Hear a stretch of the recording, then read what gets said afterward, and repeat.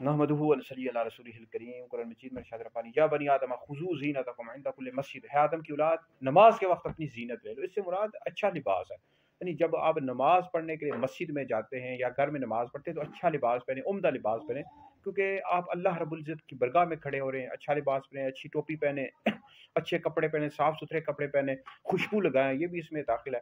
تو ہم نے دیکھا ہے کہ لوگ جو ہیں جب یعنی شادی کی تقریب میں جاتے ہیں یا کسی دنیاوی بندے سے ملنے جاتے ہیں تو اچھا لباس پہنتے ہیں جی، یعنی خوبصورت لباس، خوشبو لگاتے ہیں، لیکن جب مسجد میں نماز پڑھنے کے لیے جاتے ہیں، گھر میں نماز پڑھتے ہیں تو اسی طرح بیکار سا لباس پہن لیتے ہیں اور نہ خوشبو لگاتے ہیں۔ حالانکہ اللہ رب العزت جو بادشاہوں کا بھی بادشاہ ہے، تمام جہان کا رب ہے، سب کو پالنے والا ہے، سب کا مالک ہے، خالق ہے، اس کے سامنے کھڑے ہوتے ہیں تو اچھا لباس نہیں پہنتے اور گندا لباس، میلا کچالا لباس، اسی طرح کام کاج والا لباس پہن لیتے ہیں۔ تو یہ اس طرح نہ کیا کریں، اچھا لباس پہنیں، صاف ستھرائی نماز کا ادب بھی ہے اور اللہ رب العزت کی برگاہ کا بھی یہی ادب ہے۔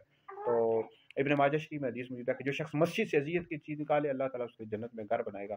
لہٰذا مسجد میں اگر کوئی چیز ایسی رکھی ہوئی ہے، پڑی ہوئی ہے کہ جو مسجد کی صفائی کے حوالے سے اچھی نہیں ہے تو اس کو بھی آپ مسجد سے نکال دیں۔ صفائی ستھرائی کا، مسجد کی صفائی ستھرائی کا بھی خیال رکھیں، تو اس کے لیے بھی اللہ تعالیٰ آپ کو لیے جنت میں گھر بنائے گا۔ ویڈیو سنیں، دیگر لوگوں تک پہنچیں، آپ لوگوں کے لیے بہت بڑا صدقہ جاریہ ہے۔